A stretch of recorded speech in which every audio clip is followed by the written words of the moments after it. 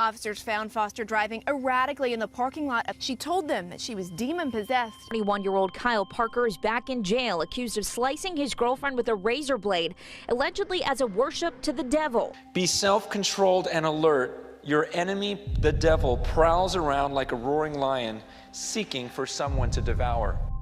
According to police, Parker said it was all part of a Wiccan or a satanic ritual. She told police she woke up to him using the razor blade on her calf. Parker told her, "By the way, I sold your soul to the devil."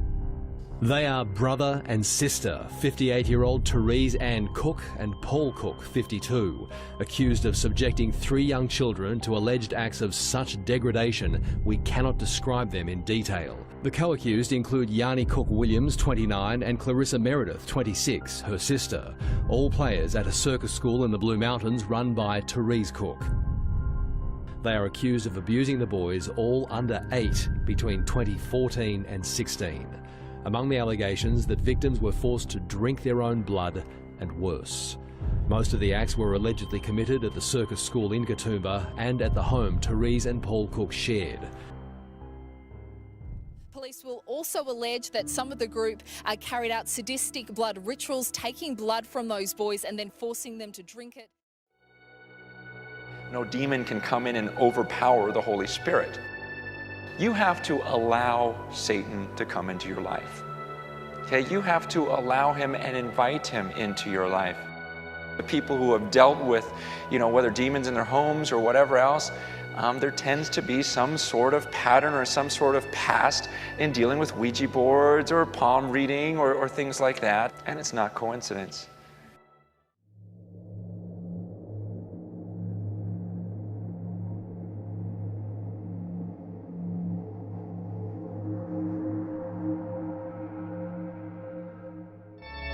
Take a look. The questionable image appears to float from left to right and then disappears into the wall. Muhammad's brother was working the store that night. So that video, it's not a fog, or smoke. I don't believe in this stuff, but... Ahmed says there were no cars passing by at that moment, so he doesn't think it's smoke. It was dark, so it's hard to make the argument it was a shadow. The shadow hits the wall from this side, and we have a light direct to this side. So if it's shadow or something, the shadow must disappear with light. What do you think it is? It's a spirit of some kind. Local 8 News with one of those hard-to-believe stories. Yeah, we were covering a stabbing at the Sun Chase Apartments today on Cedar Bluff when the woman wanted for stabbing her mother walked up to our reporter and confessed. The satanic cult in this city has been casting satanic spells on me for 4 days. I'm exhausted. I came home, I found out that my mom was the ringleader and she was trying to kill my daughter. Nichols tells me she had to act because her mom was putting curses on them. I had to kill her. She was going to kill both of us. She was so powerful. I had no idea. I had no idea that my mother was that powerful. Deputies say Nichols' mother was stabbed in the neck, chest, and stomach and was rushed to the hospital for surgery. When I left, she was still breathing.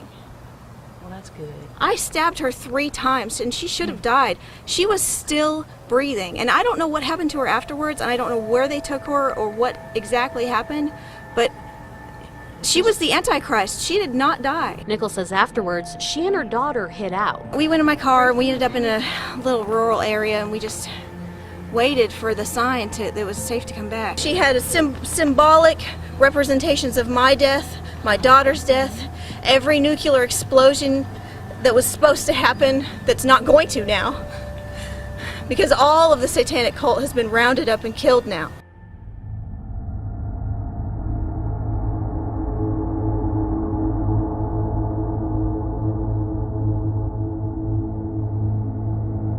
What's up now? Where is she?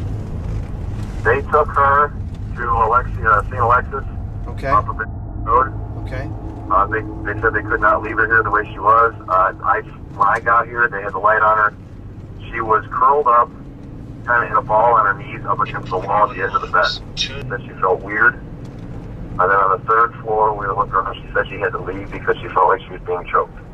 She did feel something go into her. It kind of like tickled her leg, like under the cover. And then she said she felt it and she couldn't move for like 2 minutes, and then it left. Okay, we're at the house right now. This is all the cabinets that were open and found when the police got here.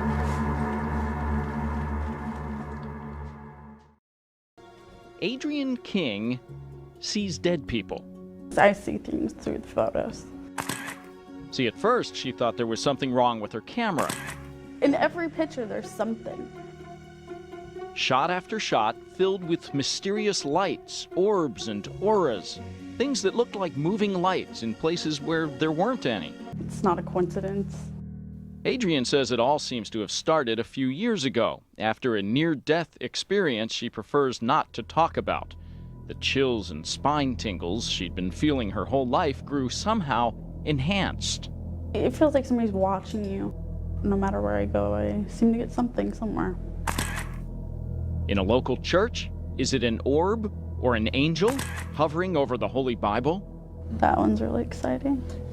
At the Jimi Hendrix Memorial, a beam of light seems to shoot from the ground below, and a vortex of light at the end of a rainbow. Something strange is going on here. Some people might say it's nothing. But Adrienne King and her haunted cameras have the photos to suggest otherwise. Some suspicious activity. This is from their overnight security camera. Take a look carefully. Oh my word. Mice? They're sitting there? Whoa. Students frequently complaining about noises and missing items. People say that the lights go on and off at night. You guys think it's real? Look at the door back there. This is in Cork, Ireland. It's a school that was been there since like the mid-1800s. Oh, really? Got a lot of rich history. There's been all sorts of paranormal activity. Claims by janitors and students. Who are you going to call? People crying in the bathroom, all sorts of weird stuff. That slippery wet sign on the ground is the creepiest. It literally flips. Oh, look at this video from the WLTX files tonight. Some strange video out of California to share with you. The mystery of the moving chairs. A bar stool tips over. No one is around. There it goes. This video was caught on tape in the middle of the night when the restaurant was closed. Now, 2 weeks later, a lunch chair moved in the middle of the day. You see it right there? A lot of stuff together. There we have. Over the past 12 months. Grew up lonely, kind of doing the church thing, and get a little bit older, get married, get divorced. Isn't that when everything just shifted for you? Yeah, that's when everything went bad in my life. That's when I got mad at God. I knew there was a God, but in my life, when I was growing up, we were kind of taught that God was both good and evil. So I thought, you know, I might as well serve the evil side of God because this is no fun.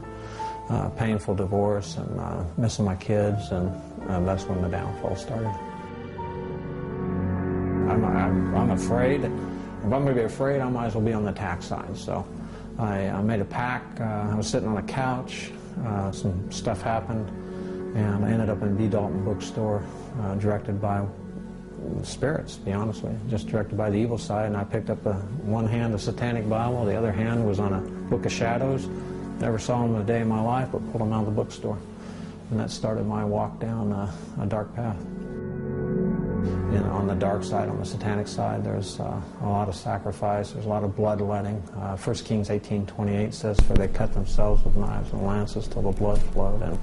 And I've got cuts all over my body, you know, from sacrificial cuts. What does that mean? It mocks the blood of Christ, and it's a sacrificial way to gain power, manipulation and control over people. You call in demons, you cut, you bleed. The first time that I met you...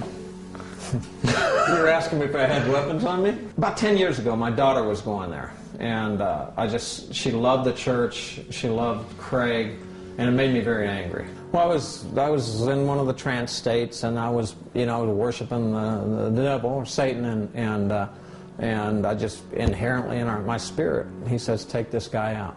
Okay. And so that means to kill Craig Rochelle? Right. Okay.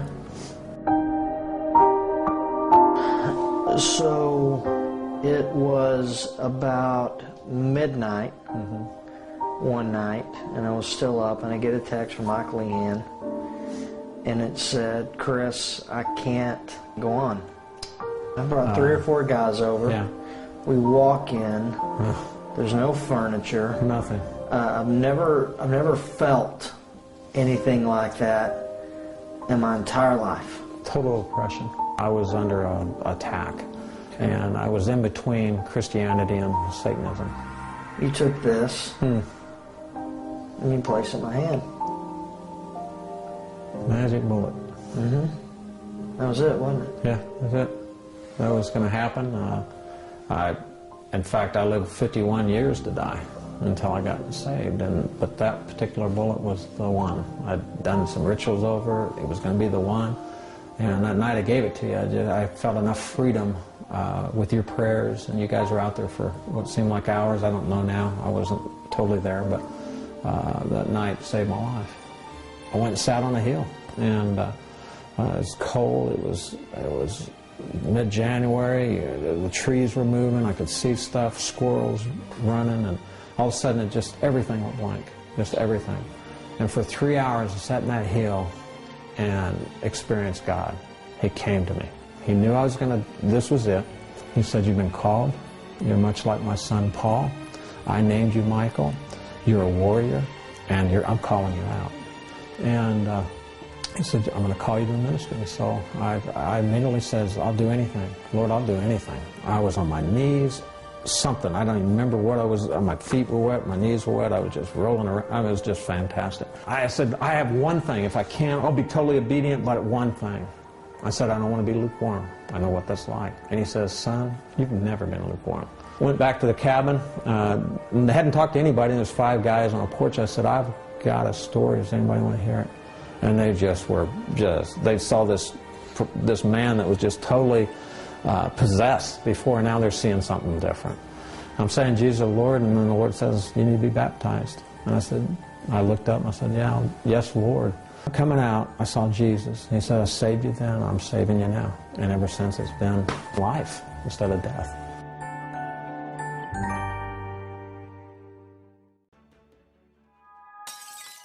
Please leave your comments down in the comment section below. Don't forget to like and share and subscribe. God bless.